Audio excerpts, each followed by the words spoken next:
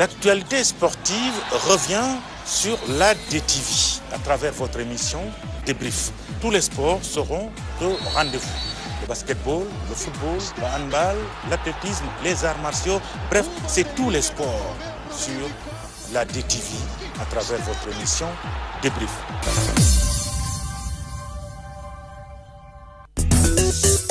Application DTV. La magie de la télé vous suit partout dans le monde avec son nouveau service disponible sur les supports Windows, iOS, iPhone, Android et tablettes. La DTV sous vos yeux partout à tout instant. Avec la DTV, vivez la magie de la télé.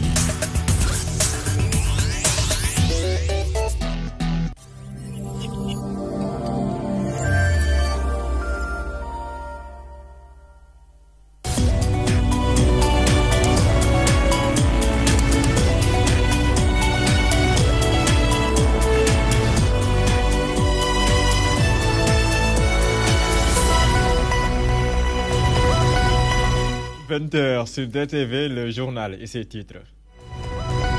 Noël et ses merveilles, moment de forte communion et de cohésion interreligieuse au Sénégal, une vieille tradition cimentée par une volonté commune calquée sur la paix et la stabilité.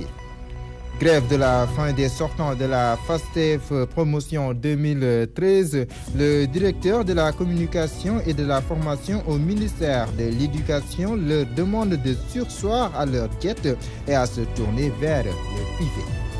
Enclavement, manque de financement pour les femmes et déficit de soins sanitaires, voilà entre autres les mots auxquels sont confrontées les populations de Tobène. Elles déverseront leur bill dans cette édition. Et puis allier obligation professionnelle et celle familiale, un exercice difficile pour beaucoup de femmes. Parfois, ce sont les enfants qui en pâtissent et restent plus attachés à leur nourrice. À voir dans cette édition. Bonsoir. À la mosquée et à l'église, imams et prêtres prêchent pour la paix et la stabilité nationale. Ces messages épousent tout leur sens en ce contexte préélectoral. Ils ne restent pas indifférents. Beaucoup de concitoyens, certains se sont prononcés dans ce reportage signé Amina Sarr. L'appel à la paix perçu du côté de Tivaouane, de l'association des oulémas, et pas plus tard qu'hier, lors du message de Noël de l'archevêque de Dakar, est bien apprécié par les Sénégalais rencontrés. Nous saluons les sorties récentes faites par nos guides religieux, que ce soit les imams, les oulémas et même l'Église catholique. Nous sommes à 2 mois des élections présidentielles, alors il ne faut pas accepter qu'une petite minorité de politiciens nous impose leur façon de voir les choses. Nos chefs religieux sont dans leur rôle de régulateurs sociaux, parce que c'est dans la paix que toute personne peut évoluer. Vraiment, avec tout ce qu'on voit qui passe avec les politiciens. Un appel bien que s'adressant aux Sénégalais, mais plus particulièrement aux acteurs de la scène politique à 2 mois de la prochaine présidentielle, soutiennent-ils? Celui qui a l'insulte facile à la bouche, celui qui a les invectives à la bouche ne doit pas prétendre diriger ce pays. Je pense que voilà, les hommes politiques sont appelés à un changement de comportement. Les politiciens, il faut qu'ils baissent leur tension et ils savent que les Sénégalais, nous tous, nous sommes des Sénégalais. Il fait doucement pour que ça n'ait pas de crise ou bien de problème qui va apporter de malheur. Parce que je crois qu'à cette période assez cruciale de notre développement, je vais dire la période préélectorale, on n'a pas besoin d'embraser un pays. Cet appel à la paix et pour la stabilité sociale des chefs religieux est fortement commenté par des Sénégalais qui pensent que c'est tout à fait de leur devoir. Je vous l'annoncer en titre, Noël, un moment de communion à savourer en famille autour de repas délicieux. Pour le dessert, quoi de mieux que les bûches de Noël? Il y en a pour tous les goûts. Ces délices ont actuellement le vent en poupe. C'est la grande affluence dans beaucoup de pâtisseries à Dakar. Aïdemben Nias nous régale avec cet élément sur la question. Suivez.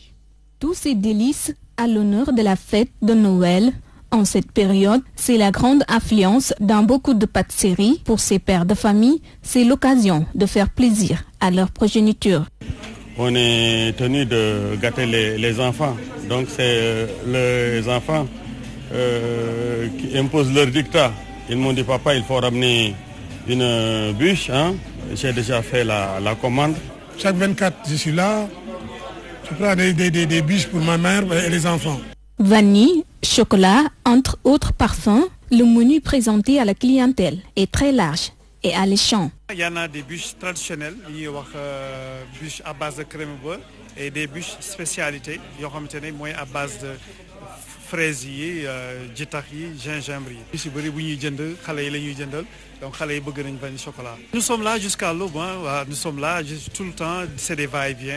Hormis ces bûches, les petits gâteaux font aussi partie des préférences de la clientèle. On a des portions gâteaux, des tartes fruits, tartes pommes et des éclairs aussi. C'est devenu une tradition. Ces délices occupent une place privilégiée dans la gastronomie de Noël. Noël, une véritable source de joie pour les adultes et les tout petits.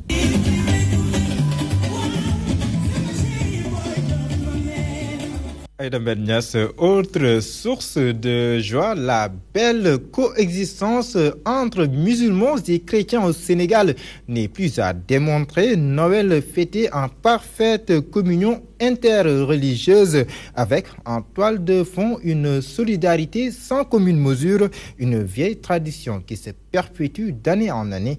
C'est le sujet du reportage d'Adam Biteya. Chrétiens comme musulmans fêtent Noël.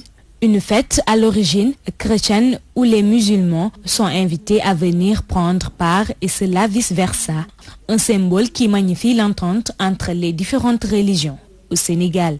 On a une bonne entente entre le musulman et les chrétiens parce que là, on ne sait même pas qui est musulman et qui est chrétien.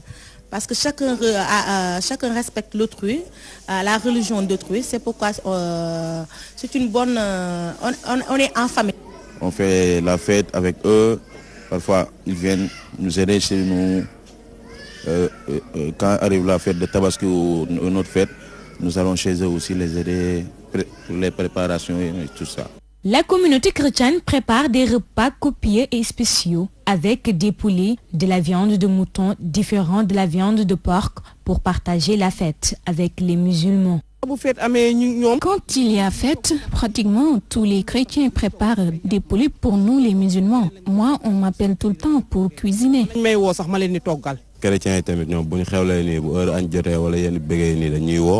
Pendant les fêtes, ils nous appellent pour partager tous avec nous. On ne peut même pas faire une distinction. Un bel exemple de cohabitation qui date de fort longtemps, selon Papis Fall, qui magnifie l'harmonie de ces relations. Il y a les chrétiens qui sont là. Et nous aussi, en tant que musulmans, nous partageons la fête avec eux. Bon, ce qui montre que, en ce jour de Noël, on ne peut pas distinguer le chrétien ou le musulman. Le Sénégal, un pays laïque, grâce à l'entente parfaite entre chrétiens et musulmans, ils vivent dans une parfaite harmonie, dans la paix et le partage. Ainsi, ils souhaitent bonne fête à tous. Plus de modération dans la célébration des fêtes de fin d'année, le constat est largement partagé, mais il n'est pas, tenez-vous bien, unanime. La conjoncture est-elle passée par là? Les avis sont divers, chacun y va de ses moyens. Ndeye Fatim Lo nous en édifie. Qui dit décembre, dit fête de Noël et de fin d'année. D'habitude, elles suscitaient beaucoup d'engouement de la part des Sénégalais. Aujourd'hui, elles ont presque perdu leur ferveur d'antan. Sont nombreux des Sénégalais qui célèbrent de moins en moins ces fêtes. Et 24 et 25, il y avait une ambiance festive qui nous rappelait qu'on était en période de fête. Mais aujourd'hui, ce n'est plus le cas. Moi, je ne savais pas qu'on était le 24 décembre. Ce sont mes enfants qui me l'ont rappelé. On ne sent vraiment plus l'ambiance des fêtes. Trop de dépenses, manque de temps ou d'argent. Bref, ils ont d'autres priorités. 24 bi jot ñëpp dañuy génn 25 bi mooy loolu ñëpp dañuy génn mais man. Les années passées, j'avais l'habitude de sortir faire la fête, mais ce n'est plus le cas aujourd'hui. Les fêtes ne sont plus des priorités à cause de la conjoncture.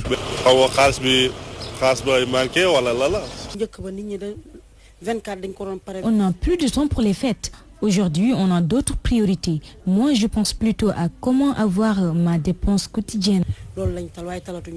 Toutefois, ce n'est pas le cas de Mayombe qui, chaque année, ne lésine pas sur les moyens pour être sur son 31 durant les fêtes. Elle les célèbre comme il se doit. 25 décembre. Moi, je sens l'ambiance des fêtes. D'ailleurs, ce soir, je sors comme chaque année. Je fais de l'ambulant, mes bénéfices me servent à acheter une jolie robe pour les fêtes.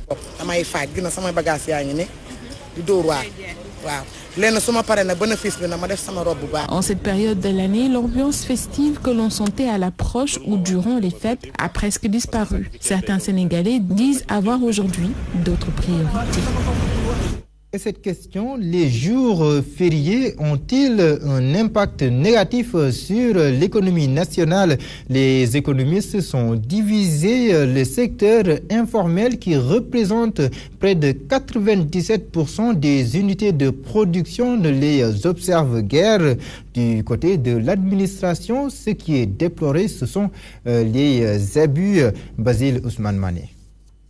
Les jours chômés et payés au Sénégal constituent une bonne occasion pour le secteur informel de réaliser de bonnes affaires. Une thèse soutenue par certains économistes qui estiment que cela booste l'économie du pays. Ces très petites entreprises sont caractérisées par une structure familiale et qui se rapproche beaucoup de l'industrie informelle. Ce constat étant fait, l'idée c'est que aujourd'hui les jours fériés n'impactent pas sur ces structures économiques-là. Pourquoi? Parce que tout simplement ces structures économiques travaillent tous les jours. Par exemple, le Grand Magal de Touba, jour férié, mobilise beaucoup d'activités économiques qui produisent 3% sur l'économie nationale.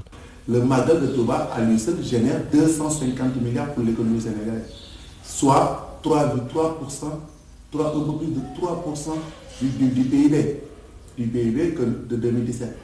Alors que ce sont les jours qui sont quasiment fériés pour nous. Contrairement à d'autres spécialistes qui appellent l'État à revoir sa politique, ils estiment que la pléthore de jours fériés ralentit l'économie du pays. Au Sénégal, la façon dont nous faisons nos fêtes est un handicap. Au Sénégal, le taux de pauvreté est tellement faible. Les gens ne produisent pas beaucoup pour développer ce pays. Maintenant, quand tu ajoutes les jours qu'on perd sans travailler, ça va poser énormément de problèmes. Au Sénégal, on recense 3 jours fériés civils et 6 jours fériés chrétiens et 5 jours fériés musulmans. Des jours chômés payés qui ne freinent cependant pas l'activité économique, même si certains travailleurs préfèrent rester chez eux pendant ces fêtes. Point de jour férié pour eux. Parlons de la grève de la faim initiée par les sortants de la FASTEF promotion 2013. Le ministère de l'Éducation nationale demande aux grévistes de mettre fin à leur mouvement. Selon le chef de division communication et formation, le ministère n'a pas pour le moment besoin de professeurs de lettres. Il les exhorte à se tourner vers le privé. Concernant les sortants de l'INSEPS, Moustapha Gagne rassure que leurs dossiers sont actuellement en cours de traitement. Il répond aux questions de Absa Amarfal. Tous ceux qui sont admis au concours sont obligatoirement redéployés après leur formation. Mais ce n'est pas le cas pour ceux qui ont subi une formation payante. Ils étaient au nombre de 500. On a pris ce dont nous avons besoin. Pour l'heure, nous n'avons pas besoin de professeurs de lettres. Je les exhorte à surseoir à cette grève et à se tourner vers le privé. Concernant les sortants de l'INSEPS, le décret a été déjà pris et leurs dossiers sont en cours de traitement. Éducation, toujours, modernisation des Dara, la Fédération nationale des associations d'écoles coraniques rejoint l'État du Sénégal dans le processus. Elle a décidé de mettre sur pied un complexe polyvalent et moderne. La pose de la première pierre a eu lieu ce matin. Écoutons les explications de Biram Pouy, c'est le chargé de communication. Il est interrogé par Omar Danso. Un bâtiment de R+7 qu'on va construire ici à Forbé, à Anne-Maris, n'est-ce pas? C'est un WAF. C'est un don, c'est-à-dire des Sénégalais ont voulu participer à leur manière cette fois-ci de construire, n'est-ce pas, un grand bâtiment islamique où il y aura, n'est-ce pas, des commodités, j'allais dire, n'est-ce pas, une grande mosquée, une grande salle de conférence, n'est-ce pas, des salles de formation, mais déjà aussi, ce qui est intéressant cette fois-ci, créer un institut islamique dedans. Vous voyez naturellement les enfants qui mémorisent déjà le Coran, déjà à Bajas, 12 ans, 13 ans. Déjà, on a pensé à ces enfants-là de créer un projet, n'est-ce pas, pour leur avenir.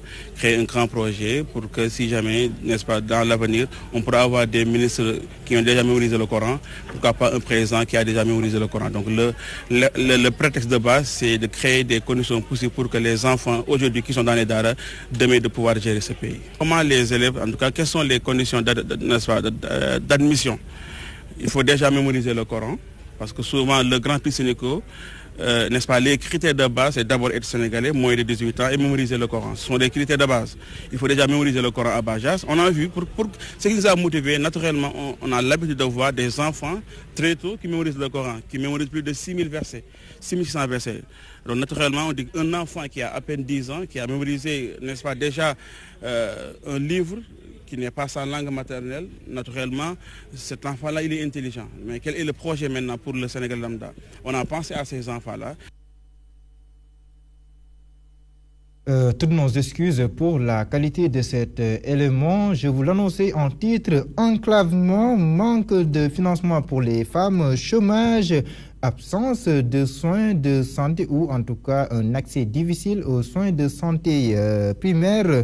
C'est le lot de souffrance qui tenaille les populations de Tobène, c'est dans le département de Thiès.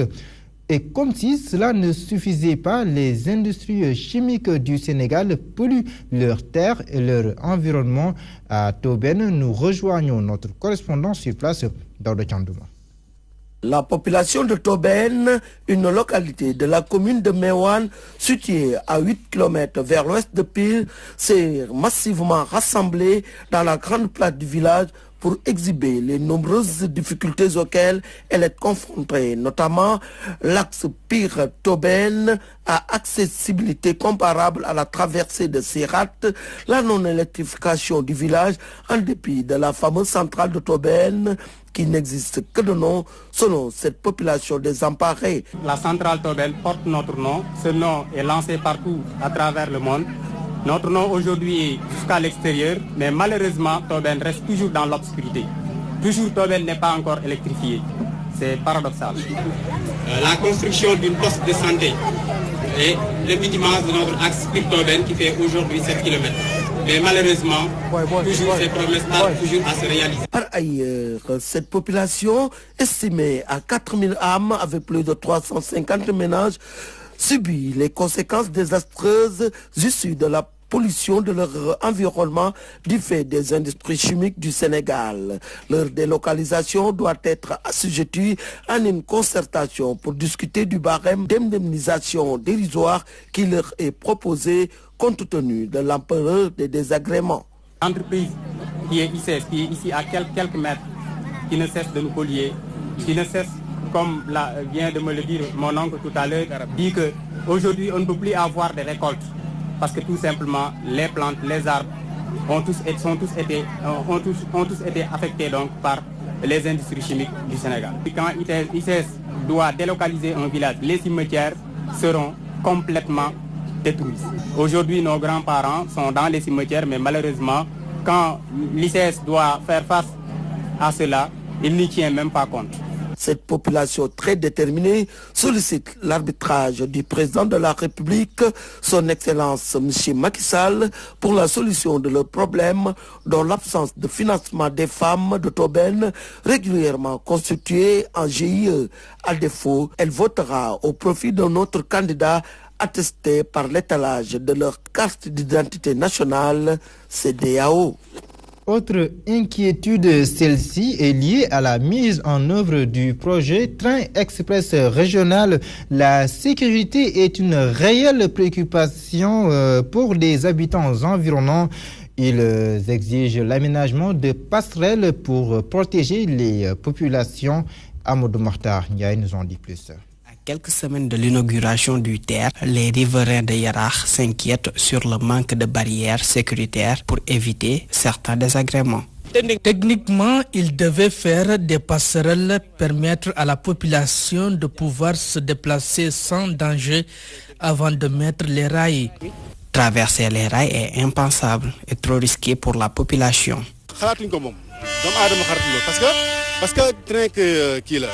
Traverser les rails est trop risqué.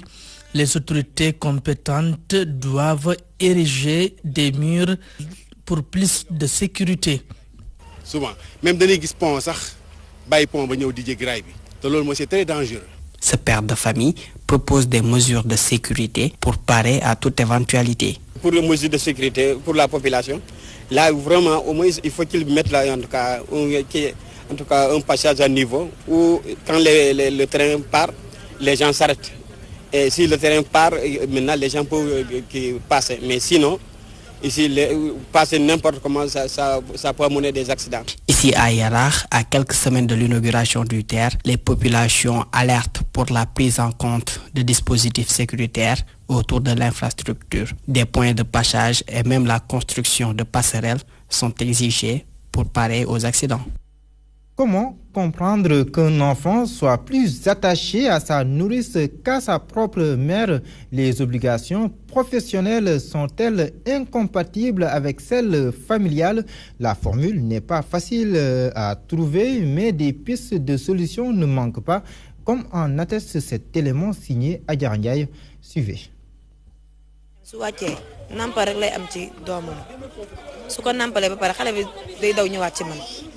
À cause du travail, la plupart des femmes n'ont plus assez de temps pour s'occuper de leurs enfants. Les nounous jouent presque le rôle de la mère, ce qui fait qu'elles sont plus aimées par les petits que les mamans biologiques.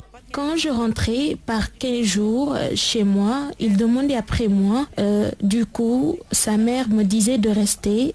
Je pense que les mamans doivent passer plus de temps avec leurs enfants pour que ces derniers puissent reconnaître qui sont leurs vraies mamans. Parce que aussi les enfants ne connaissent que ceux qui s'occupent d'eux.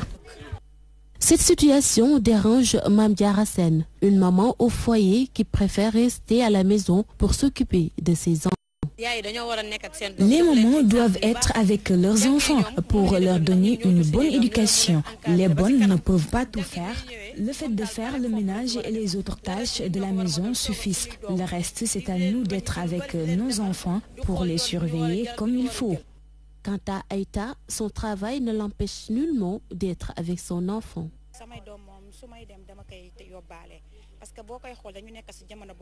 J'amène mon enfant avec moi dans mon lieu de travail parce que nous sommes dans un pays où il y a beaucoup de tentations. Et je pense que si je reste à la maison, tout peut arriver. Nous pouvons bel et bien allier job et éducation des enfants, confie cette dame. Je travaille parce que j'ai des enfants et je dois subvenir à leurs besoins pour aider mon mari. Nous, les femmes, c'est notre devoir de seconder de temps en temps nos époux, mais ces derniers doivent aussi nous soutenir car nous restons dans le ménage pour nos enfants. D'ailleurs, ce père de famille estime que les femmes ne peuvent plus aujourd'hui se prier de travailler à cause de la conjoncture.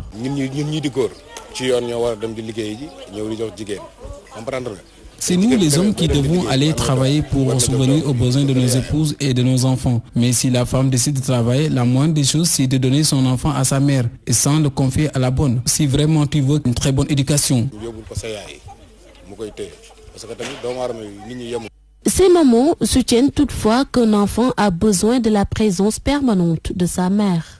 Auparavant, nos mamans s'occupaient toutes seules leurs enfants, mais les femmes d'aujourd'hui préfèrent travailler et cela peut être un frein pour être avec leur bébé.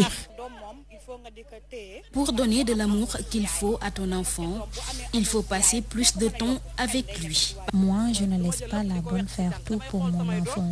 Je prends le temps de le surveiller et lui donner l'éducation que je veux. Les femmes sont de plus en plus occupées par le travail pour subvenir aux besoins de la famille, à en croire nos interlocuteurs. N'empêche, la prise en charge de leur progéniture est plus qu'une nécessité, c'est devenu une priorité. Adjara Ndiaye, la politique à présent, le parti républicain et citoyen compte bien avoir son propre candidat à la prochaine présidentielle. En cas d'invalidation, la formation politique n'exclut pas de soutenir un autre candidat. Le secrétaire général du parti soutient que le secteur industriel peut être un facteur très important pour le développement de notre pays. Maimouna Niane. Pour sortir le Sénégal du gouffre, le Parti républicain et citoyen compte mettre le focus sur l'industrialisation du pays et la création de milliers d'usines. Si nous voulons sortir de cette situation de pauvreté et de dépendance totale, de créer des usines, encore des usines, qui seront capables véritablement de créer des emplois directs et des emplois indirects. Et dans ce cas, ce ne sont plus les acheteurs occidentaux ou bien les investisseurs étrangers qui vont fixer les prix de nos produits. Le PRC va déposer sa candidature au Conseil constitutionnel ce mercredi, mais si celle-ci est invalidée, ses membres n'écartent pas une coalition avec un candidat de taille. Mais quand tu vas dans une guerre, il faut, n'est-ce pas, essayer de voir les deux revers. Donc soit ça passe, on continue l'aventure avec le peuple sénégalais, et maintenant soit le Conseil constitutionnel estime que pour X raisons qu'il y a tel problème, on va essayer de corriger, n'est-ce pas, ces problèmes-là. Mais au cas où, n'est-ce pas, toutes ces solutions ne sont plus viables, n'est-ce pas, évidemment, nous n'allons pas appliquer, nous allons prendre en bandoulière nos recommandations, n'est-ce pas, et nous allons continuer à les vendre. Et le secrétaire général du parti fait des propositions s'il est élu président de la République. Nous comptons, à partir d'un financement de 176 milliards de francs CFA, créer des usines de transformation et au niveau, n'est-ce pas, de nos villes et de nos terroirs. Chaque usine pouvant coûter jusqu'à 10 milliards de francs CFA, les 176 milliards nous permettront de réaliser ou bien de mettre en place 18 usines rien qu'au cours de la première année. Sachant que chaque usine peut générer 700 emplois directs, si on multiplie 700 fois 18, nous aurons 12 000 emplois directs. Sachant aussi que le schéma industriel, c'est un schéma qui est très intéressant parce qu'étant apte à capitaliser toutes les forces, c'est-à-dire ceux qui ont des diplômes et ceux qui n'en ont pas. Donc chaque emploi direct va créer 10 emplois indirects. Le PRC ne veut point se prononcer sur les dossiers de Khalifa Sall et Karim Wade. Il les laisse à l'appréciation du juge et invite cependant des jeunes à aller retirer leur carte d'électeur avant la présidentielle. Avant la présidentielle, retenez que la société civile s'élargit avec la naissance du collectif des citoyens sénégalais. Les membres s'engagent à se donner corps et âme pour une présidentielle 2019 transparente. Un de leurs, Soya Gagne, s'est exprimé au micro de Code Ndiaye. Nous l'écoutons. Les élections de 2007 au Sénégal ont été organisées par M. Ousmane Ngom, ministre de l'Intérieur d'alors. Comme directeur de campagne, il y avait M. Macky Sall.